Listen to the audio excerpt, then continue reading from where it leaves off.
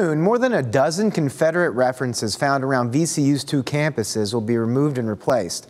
Our Gabrielle Harmon tells us how long the move has been in the works and how former and current Rams are reacting to the news.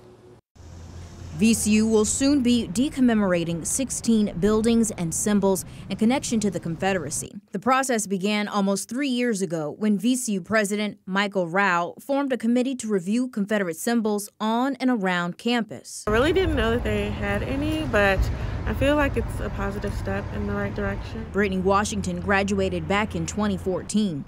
She says with a diverse student population, the major change could help in making sure all VCU students and staff feel valued. I feel like they're going to be happy that they can walk around campus and just not feel like their history is haunting them whenever they see the names or the statues of these Confederate people.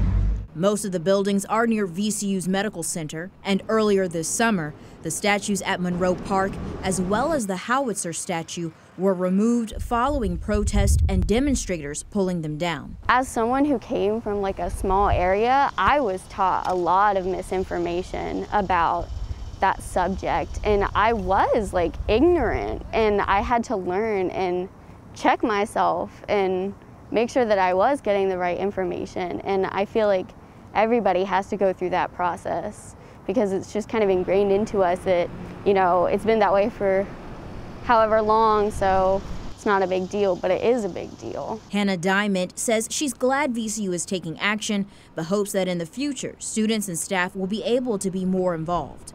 I hope that they take a more personal approach because we're not just like students, we're people, and it matters to us. Working for you, Gabrielle Harmon, CBS 6 News. A second committee made the same recommendation over the summer months when Confederate statues here in the city and elsewhere were torn down and removed after the murder of George Floyd. Now we're continuing